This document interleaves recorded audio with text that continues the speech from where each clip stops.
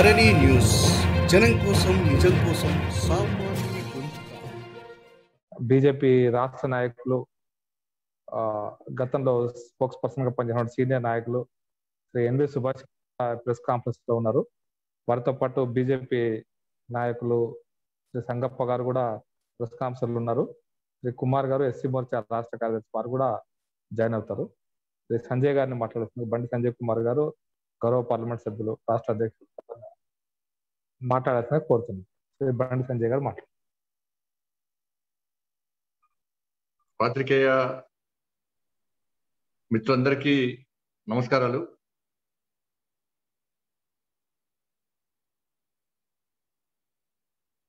నిన్న మోడీ గారు మాట్లాడిన తర్వాత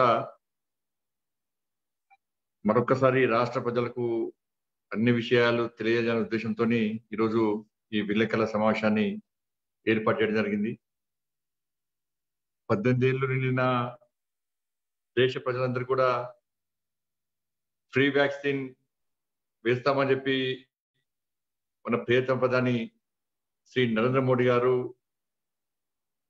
ప్రకటించిన పిదప దేశ వ్యాప్తంగా ఒక పండుగ వాతావరణం నెలకొని ఉన్నది. రాజకీయాలకు అతీతంగా మేధావులు, వైద్య నిపుణులు, సామాజికవేత్తలంతా కూడా మోడీ గారు తీసుకున్న ఈ నిర్ణయాన్ని స్వాగతిస్తూ అభినందనలు కురిపించిన విషయము అందరికి తెలిసిందే. మరొకసారి తెలంగాణ రాష్ట్ర ప్రజల తరఫున ఇంత మంచి నిర్ణయం తీసుకున్న శ్రీ నరేంద్ర మోడీ గారికి హృదయపూర్వక ధన్యవాదాలు తెలియజేస్తున్నాను. తెలంగాణ రాష్ట్ర తరఫున 70 ఏళ్ల భారతదేశ స్వతంత్ర చరిత్రలో ఎప్పుడు లేని విధంగా, ఎప్పుడు జరిగిన విధంగా కేవలం ఒక్క ఏడాది లోపలనే స్వదేశీ పరిజ్ఞానంతో ఇలా వ్యాక్సిన్ ను తయారు చేసినటువంటి ఘనత ప్రియతమ ప్రధాని మోడీ గారి, ఈ దేశ ప్రజలది. గతం నుంచి కూడా భారతదేశము అన్ని రంగాల్లో ఇతర దేశాల మీద ఆధారపడి ముందుకు సాగుతున్న తరుణంలో స్వదేశీ పరిజ్ఞానాన్ని పెంపొందించడము, ఇలా ప్రపంచాన్నే అతలాకుతలం చేసినటువంటి కరోనా మహమ్మారి నుంచి ఈ దేశ ప్రజలను కాపాడడంతో పాటు ఒక స్ఫూర్తిదాయకంగా ఉండాలని చెప్పి ఒక ఆలోచనతో, ఒక మొండి పట్టుతోని, ఒక దృఢ సంకల్పంతో ఈరోజు వ్యాక్సిన్ ను తయారు చేయించడంలో మోడీ గారు చూపినటువంటి పాత్ర నిజంగా అభినందనీయము.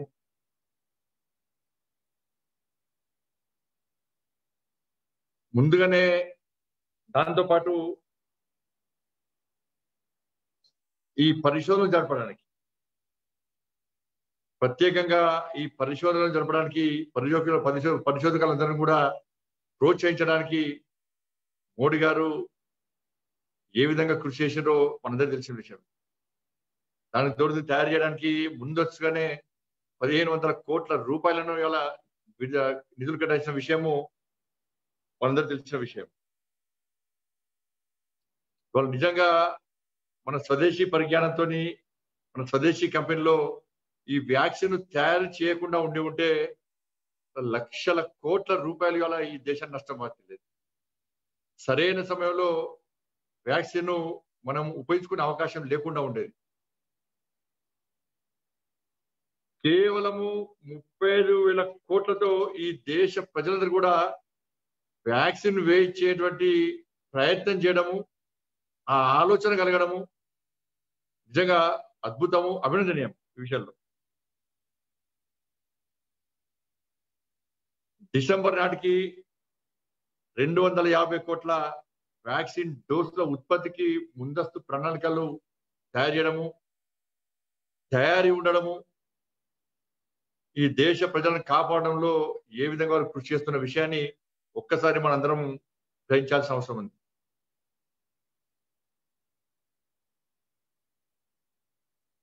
ఇప్పటిదాకా దాంతోపాటు 120 రోజుల్లో 25 కోట్ల వ్యాక్సిన్ డోసులు ఇలా భారతదేశం వేయగలిగిందంటే నిజంగా ఇంతకంటే గొప్ప విషయం ఇంకోటి కాదు. అమెరికా, చైనా లాంటి పెద్ద దేశాలు, గొప్ప దేశాలు చెప్పినటువంటి దేశాలే దీనికంటే 4-5 రోజులు వెనుకడు వేసిన విషయాన్ని ఒక్కసారి మనం గుర్తుంచుకోవాల్సిన అవసరం ఉంది. సరే, వ్యాక్సినేషన్ లో భారతదేశం 3వ స్థానం ఉన్నప్పటికీ రాబోయే రోజుల్లో ఎట్టి బస్లో ప్రథమ స్థానానికి తప్పకుండా చేరబోతున్నాం. చేరుతామన్న విశ్వాసం ఇలా మనందరికీ ఉండాల్సిన అవసరం ఉంది. ఈ లెక్కన తెలంగాణ రాష్ట్రానికి ఇప్పటికే 80 లక్షల వ్యాక్సిన్ వచ్చింది. ఇప్పటికే రాబోయే రోజుల్లో కూడా ఈ నెల 20 లక్షలు, వచ్చే నెల 20 లక్షలు, ఆగస్టులో 30 లక్షల వ్యాక్సిన్లు వచ్చే అవకాశం ఉంది. కాబట్టి రాష్ట్ర ప్రభుత్వానికి అప్పీల్ చేస్తా ఉన్నాను. అంటే ప్రతిరోజు 1 లక్ష మందికి ఒక వ్యాక్సినేషన్ వేసేటువంటి అవకాశం ఉంది. దురదృష్టవశాత్తు ఇటువంటి వ్యవస్థ లేదు మన దగ్గర. మరి రాష్ట్ర ముఖ్యమంత్రి గారికి విజ్ఞప్తి చేస్తున్నారు, వైద్య శాఖ మంత్రి వారే గారు, గౌరవనీయులు రాష్ట్ర ముఖ్యమంత్రి గారు, కనీసం రాష్ట్ర ముఖ్యమంత్రికి పంజాబ్, తమిళనాడు, కేరళ, ఒరిస్సా రాష్ట్ర ముఖ్యమంత్రులు బహిరంగంగా బయటకు వచ్చి మోడీ గారికి కృతజ్ఞతలు చెప్పారు. ధైర్యంగా కృతజ్ఞతలు చెప్పారు. ఎస్, మోడీ గారు చేసిన కృషి అభినందనీయము. ఫ్రీ వ్యాక్సిన్ ఇవ్వడము మాకు చాలా సంతోషం అని చెప్పి మన మోడీ గారికి కృతజ్ఞతలు చెప్పారు పక్క రాష్ట్ర వాళ్ళు. మరి రాష్ట్ర ముఖ్యమంత్రి ఏడవన్నాడు మరి ఇంతవరకు, మన జాడపత్తలేడు వాళ్ళు. మళ్ళీ రేపు వెళ్తాడు, మళ్ళీ ఇంకో హాస్పిటల్ పోతాడు, మళ్ళీ పబ్లిసిటీ కదా మళ్ళీ పోతాడు లేకపోతే లేకుండా. కనీసము కృతజ్ఞత చెప్పాలని చెప్పి కనీసం సంస్కారం లేని సంస్కారహీనుడు రాష్ట్ర ముఖ్యమంత్రి అంటే నవ్వుకుంటూ రాష్ట్ర ముఖ్యమంత్రి చూసి కనీసం కృతజ్ఞత చెప్పవా నువ్వు? ఈ 2500 కోట్లు అంటే వేడా ముఖ్యమంత్రి భయం స్టార్ట్ అయింది, బాధ. ఫ్రీగా ప్రధానమంత్రి మోడీ గారు వ్యాక్సిన్ ఇస్తున్నారని చెప్పి సంతోషం ముఖ్యమంత్రి లేదు. ఎందుకంటే ఈ వ్యాక్సిన్ల పేరుతో 2500 కోట్లు చంపుకోవాలి కదా. మన దానిలో కమిషన్ రావా, ఆయనకేం మిగిలదా, రాష్ట్రానికి మిగలదు, ముఖ్యమంత్రికి మిగలాలి, ముఖ్యమంత్రి కుటుంబానికి మిగలాలి, ముఖ్యమంత్రి ఆ రైట్ హ్యాండ్ లెఫ్ట్ హ్యాండ్ మంత్రులు మిగలాలి. దేశ ప్రజలందరూ కూడా ఇతర రాష్ట్ర ముఖ్యమంత్రులు సంతోషకరమైన వాతావరణంలో సంతోషం వ్యక్తం చేస్తుంటే దేశ ప్రధాని వ్యాక్సిన్ ఫ్రీగా ఇస్తా అంటే ఈ రాష్ట్ర ముఖ్యమంత్రి, ఈ రాష్ట్ర ప్రభుత్వం బాధ తప్త హృదయంతో అల్లడిల్లిపోతున్నారు పాపం. అందుకే రాష్ట్ర ముఖ్యమంత్రి డిమాండ్ చేస్తున్నాను, 2500 కోట్ల రూపాయలు కేటాయిస్తాను. 1000 కోట్లు వేదాలు ప్రజల ప్రాణాల కంటే ముఖ్యమా? ఎన్ని వేల కోట్లని ఇస్తాను? 2500 కోట్లు అన్నావు. గ్లోబల్ టెండర్లను అడ్రస్ లేకుండా వేయింది. మరి 2500 కోట్ల రూపాయలు వెంటనే కేటాయించు. వాళ్ళ సిబ్బంది లేరు. ప్రతిరోజు 1,00,000 డోసుల వ్యాక్సిన్ వాడాలి మనం. దానికి సరిపడా వ్యవస్థ ఉందా మన దగ్గర? దానికి సరిపడా వ్యవస్థ ఉందా? ఒక్కసారి ముఖ్యమంత్రి ఆలోచించాలి. ఇవాళ ఇప్పుడు కనీసము పోయినసారి వ్యాక్సినేషన్ వాడుకోవడంలో పూర్తిగా వేస్టేజ్ లో ఈ తెలంగాణ రాష్ట్రం ప్రథమ స్థానంలో ఉంది. దాని నుంచి బుద్ధి చేసుకొని అందరు విమర్శిస్తారు, తల దించుకునే పరిస్థితి వచ్చింది. ఏ విధంగా మనం వ్యాక్సిన్ వాడుకోవాలని చెప్పి ఆలోచన, ఏ విధంగా ఉపయోగించుకోవాలని చెప్పి ఆలోచించకుండా ఇప్పుడు మోడీ గారి వల్ల ఫ్రీ వ్యాక్సిన్ ఇస్తే దాన్ని కూడా ఉపయోగించుకునే విధంగా కనీసం ఒక వ్యవస్థ లేకుండా ఉండడం వల్ల ఇలా ప్రజలు ఇబ్బంది పడేటువంటి పరిస్థితి ఉంది. అలా అంత మోడీ గారు అంత కష్టపడుతున్నప్పుడు కూడా ఇవాళ తెలంగాణ రాష్ట్రానికి ఫలితం ఉండేటువంటి అవకాశం లేదు. అటువంటి వ్యవస్థను ఏర్పాటు చేయడంలో రాష్ట్ర ముఖ్యమంత్రి ఎందుకు నిర్లక్ష్యం వహిస్తున్నాడు? అసలు ముఖ్యమంత్రి విశ్వాసం లేదు తెలంగాణ రాష్ట్ర ప్రజలకు. ఎందుకంటే అరే పారాసిటమాల్ వేసుకుంటే తగ్గుతే కరోనా పారిపోతున్న ముఖ్యమంత్రి వైద్య మంత్రి అయ్యాడు. ఎండలో కూర్చుంటే కరోనా పారిపోతున్న ముఖ్యమంత్రి ఇలా వైద్య మంత్రి అయ్యాడు. మాస్కులు లేకుండా, గ్లౌజెస్ లేకుండా, పీపీకి లేకుండా చెత్త చెదరంలో నేను నా మంత్రులు తిరుగుతామని జోగేసిన ముఖ్యమంత్రి ఈరోజు వైద్య మంత్రి అయ్యాడు. కానీ ముఖ్యమంత్రి అన్న మాట కనీసం విలువ ఉండాలి. ఏ ముఖ్యమంత్రి అయినా ముఖ్యమంత్రి అన్న మాటకు విలువ ఉండాలి. 2500 కోట్లు దేనికి కేటాయిస్తావు? నీకైతే మిగిలినయ్యాలా? ఆ మిగిలిన కనీసం వాటిని ఉపయోగించాలా? నోటిఫికేషన్ ఇస్తేవి ఎంతమంది వచ్చారు? ఏమైంది నోటిఫికేషన్? ఎంతమంది నియమించుకున్నావు? కేటాయించు. 2000 కోట్లు పక్క పెట్టి దేనికి కూడా ఖర్చు పెట్టి తర్వాత ఖర్చు పెట్టు. ఇలా 500 కోట్లను కేటాయిస్తే ఇవాళ సిబ్బందిని, వైద్య సిబ్బందిని, డాక్టర్లను కానీ ఇతర సిబ్బందిని పర్మనెంట్ రిక్రూట్మెంట్ చేసుకునే అవకాశం ఉంది. 500 కోట్లు కేటాయించి ఫస్ట్ నువ్వు. రేపటి వ్యవస్థ ప్రారంభం కావాలి. దానికి సిద్ధం కావాల్సిన అవసరం ఉంది. క్యాబినెట్ మీటింగ్ పెట్టుకున్నావు, చర్చించు. దానిలో 500 కోట్లు కేటాయిస్తున్నా, పర్మనెంట్ రిక్రూట్మెంట్ చేస్తా. ఎవరు వస్తలేరు, నోటిఫికేషన్ ఎవరు వస్తలేరు, నన్ను ఎవరు నమ్ముతలేరు, మనల్ని ఎవరు నమ్ముతలేరు, మన పార్టీని నమ్ముతలేరు, మన ప్రభుత్వాన్ని ఎవరు నమ్ముతలేరు, ఉన్నోళ్ళకే జీతాలు ఇస్తలేము, మనం ఇచ్చే పరిస్థితి లేదు. మళ్ళీ 2500 కోట్లు కేటాయిస్తానా, కనీసం 500 కోట్లు కేటాయించి పర్మనెంట్ రిక్రూట్మెంట్ చేస్తే కనీసం ప్రజలు నమ్ముతారు అని చెప్పి ఒప్పి కనీసం థ్యాంక్స్ చెప్పు. ఏమన్నట్టు కేంద్రాన్ని బదనాం చేయడం తప్ప నువ్వు చేసేది ఏం లేదు. అన్నిటికీ బదనామే. మంచి చేసిన బదనామే. కొన్ని ముందుగా తెలంగాణ ప్రజలు ఆదుకునే ప్రయత్నం చేసినా బదనామే. మరి ఇప్పటికైనా దానికి వ్యవస్థ లేదు. ఇప్పటికీ ఆ వ్యవస్థను ఏర్పడించుకోండి. 2500 కోట్ల వెంటనే కేటాయించండి. ఆసుపత్రులు కనీస సౌకర్యాలు లేవు, కనీస వసతులు లేవు. ప్రజలు ఇబ్బంది పడుతున్నారు. ప్రైవేట్ హాస్పిటల్లో చికిత్స చేసుకునే పరిస్థితి లేదు. ఆరోగ్యశ్రీలో చేసే ప్రయత్నం చేస్తలేవు. ఆయుష్మాన్ భారత్ ఇంకా అమలు చేసే ప్రయత్నం చేస్తలేవు. చెప్పినవు తప్ప. ప్రైవేట్ ఆసుపత్రిలో డబ్బులు చెల్లించే పరిస్థితిలో ప్రజలు లేరు. కనీసం కేంద్రం వెంటనే దాన్ని వాడుకునే పరిస్థితులు లేవు. వ్యాక్సిన్ ఇస్తే వ్యాక్సిన్ కూడా వాడుకునే పరిస్థితులు లేవు. చేతగాని తనంలో చేతనావస్థలో ఈ ప్రభుత్వం ఉంది, నువ్వు ఉన్నావు. ఆక్సిజన్ ప్లాంట్లు ఇస్తే కనీసం నువ్వు దాన్ని ప్రారంభించే మొదటిదాకా ప్రారంభించే పరిస్థితుల్లో నువ్వు. బీపీ కిట్స్ వాడుకునే పరిస్థితులు, ఏ ఇచ్చినా కూడా వాడుకునే పరిస్థితులు, ఉపయోగించుకునే పరిస్థితులు లేవు. ఎందుకంటే దాని ద్వారా నీకు లాభం వస్తుంది కాబట్టి, జేబులు నింపుకునే అవకాశం లేదు కాబట్టి. ఇప్పటికైనా రాష్ట్ర ముఖ్యమంత్రి, వైద్య ఆరోగ్య శాఖ మంత్రిని తన సంఖలో పెట్టుకొని తిరుగుతున్న రాష్ట్ర ముఖ్యమంత్రి వెంటనే ఆ దిశగా చర్యలు చేపట్టాల్సిందిగా మేము సూచిస్తున్నాము. మళ్ళా దీన్ని విమర్శ చెప్పి మళ్ళా విమర్శించే ప్రయత్నం చేయదు రాష్ట్ర ముఖ్యమంత్రి.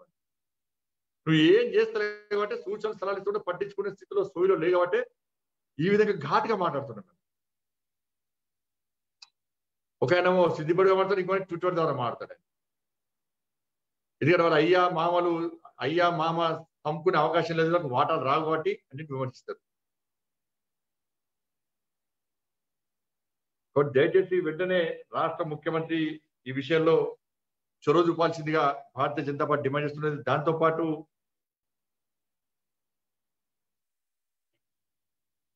నిన్న పేద ప్రధాని మోడీ గారు గరీబ్ కళ్యాణ్ అన్న యోజన పథకం కింద ప్రతి వ్యక్తికి 5 కిలోల బియ్యాన్ని మొన్న ప్రకటించారు. నిన్న దీపావళి వరకు కూడా దాన్ని కొనసాగిస్తామని చెప్పి చెప్పడం నిజంగా పేద ప్రజల పట్ల, ఈ దేశంలో ఏ ఒక్క పేద వ్యక్తి, నిరుపేద వ్యక్తి ఆకలితో అలమటించే ఉద్దేశంతో పేద ప్రధాని మోడీ గారు ఈ నిర్ణయం తీసుకోవడం నిజంగా చాలా అద్భుతము, అభినందనీయం కూడా.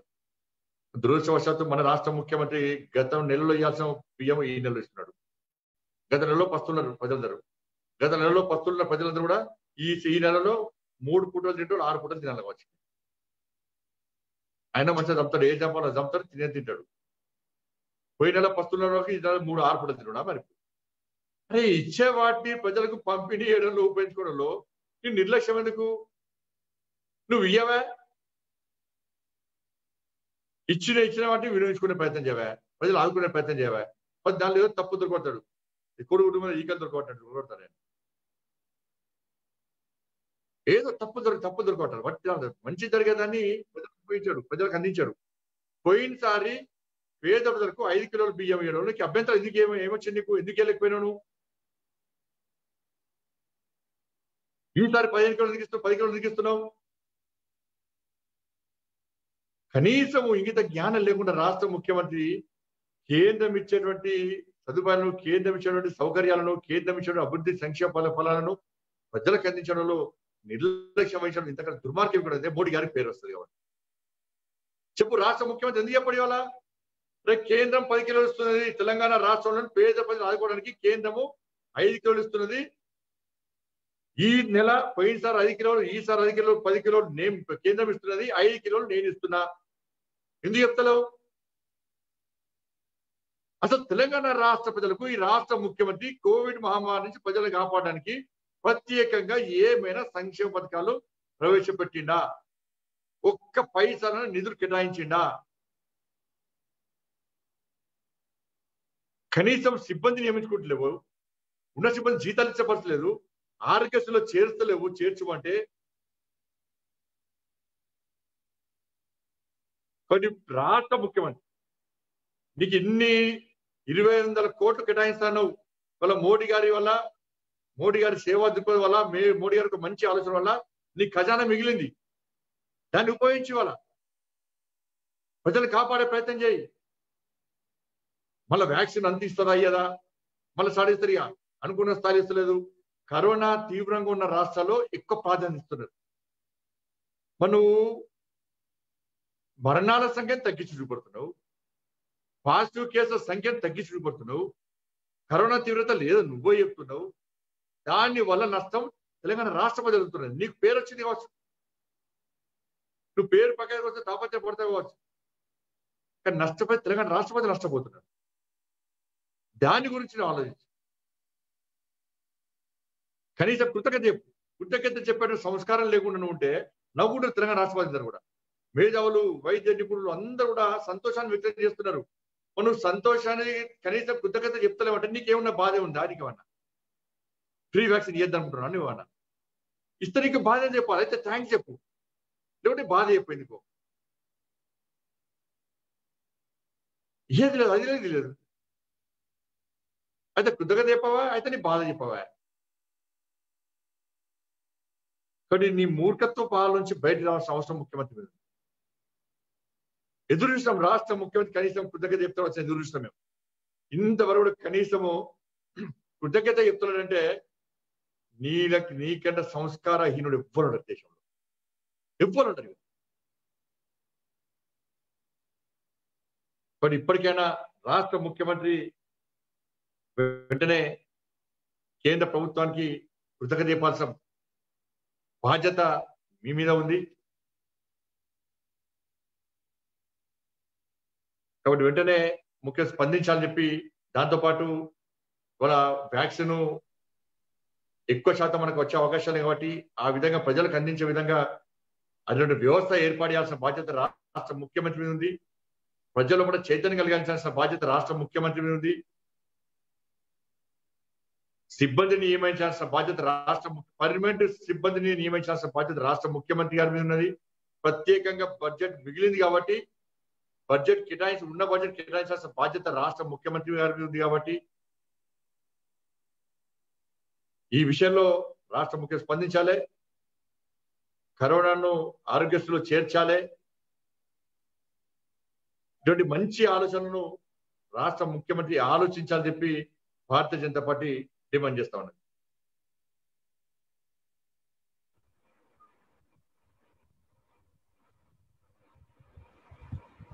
సరే, మీడియా మిత్రులందరికీ రిక్వెస్ట్, మీరు ఒకసారి అన్మ్యూట్ చేసుకొని మీరు క్వశ్చన్స్ అడగచ్చు. ప్రకాష్ మీరు అందరికి అన్మ్యూట్ చేసేసి అయిపోయింది. అదే అందరికి అన్మ్యూట్ చేశాను. సో మీరు సెల్ఫ్ అన్మ్యూట్ చేసుకుని క్వశ్చన్స్ అడగచ్చు. సంజయ్ గారు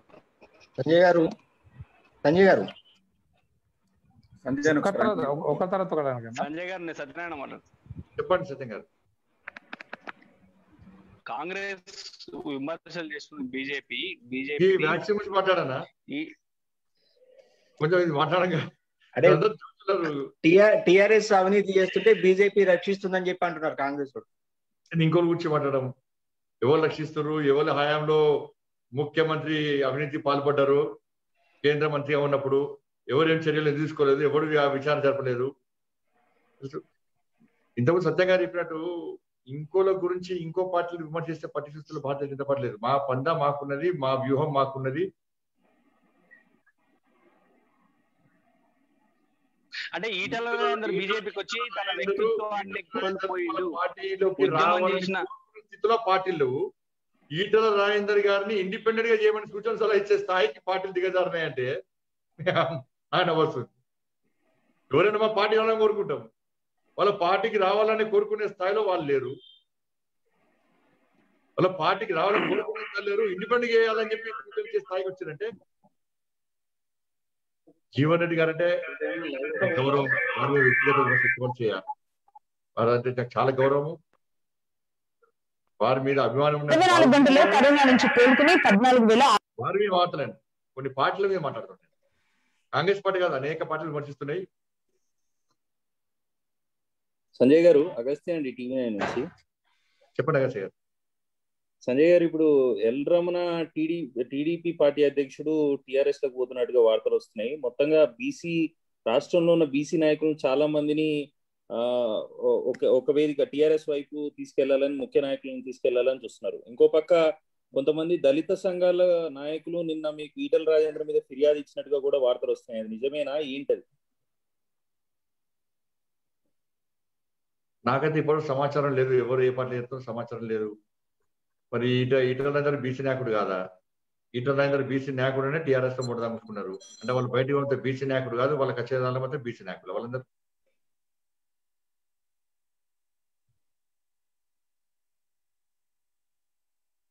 సంజయ్ గారు, ఈటల రాజేందర్ ఎప్పుడు బీజేపీలో చేరుతుంది? చేద్దాం, ఇవాళ రేపటి నిర్ణయం జరుగుతుంది. ఇవాళ రేపటి అప్పుడు మీకు చెప్తాను. అంటే డేట్ ఏమన్నా అఫీషియల్ గా మీరు అపాయింట్మెంట్ తీసుకురా? చెప్పిన 13, 14 తేదీలో చేరాలని చెప్పి వాళ్ళు ఆలోచిస్తున్నారు. ఇప్పుడు కేంద్ర జాతీయ అధ్యక్షులు శ్రీ నడ్డా గారి యొక్క వారికి సమాచారం ఇవ్వడం జరుగుతుంది. వారి యొక్క నిర్ణయం మేరకు తప్పకుండా ఏదో ఒక రోజులో చేస్తారు. ఓకే బ్రదర్, మళ్ళీ ధన్యవాదాలు మీ అందరికీ. సంజయ్ అన్న, ఇప్పుడు కేంద్ర ప్రభుత్వము ఎన్ని రోజులు ఇవ్వకుండా ఇప్పుడు సుప్రీంకోర్టులో కేసు నడుస్తుంది. సుప్రీంకోర్టు నుంచి మొట్టికాయలు వస్తాయని చెప్పి కేంద్ర ప్రభుత్వం ఉచిత వ్యాక్సినేషన్ అందరికి ఇస్తామని ప్రకటించిందని కూడా విమర్శలు వస్తున్నాయి. సుప్రీంకోర్టు ఉచిత వ్యాక్సిన్ ఇవ్వని ఎక్కడ చెప్పలే. ఇస్తామంటారు, కేంద్ర ప్రభుత్వం ఉంటే ఇస్తామంటారు. ఉచిత వ్యాక్సిన్ ఇస్తాను ఎందుకంటే మేము ఆలోచన ఎందుకు వచ్చింది? ముఖ్యం ప్రధానమంత్రి గారికి మంచి ఆలోచన వచ్చింది కదా.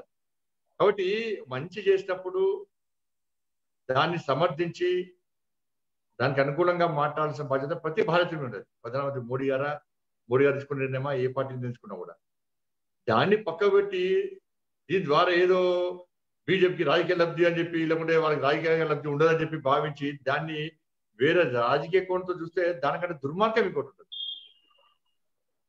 ఇది దేశంలో మంచి జరుగుతుందా కాదా ఆలోచించాలి.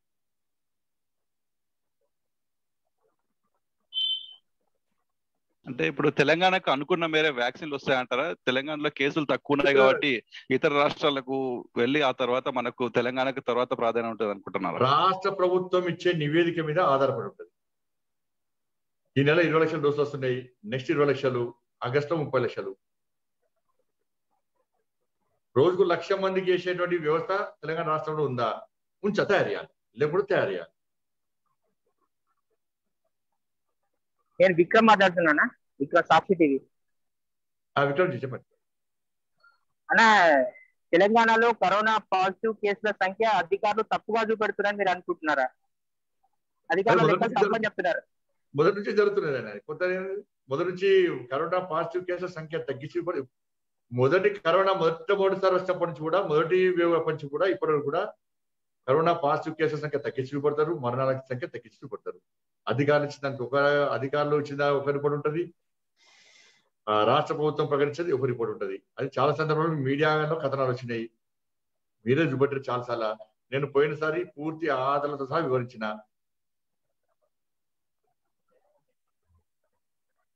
ఓకే, ధన్యవాదాలు అందరికీ మిత్రులందరికీ మరోసారి ధన్యవాదాలు తెలియజేస్తూ విలేకరుల సమావేశం ఇంతతో ముగుస్తుంది. అందరికీ నమస్కారం.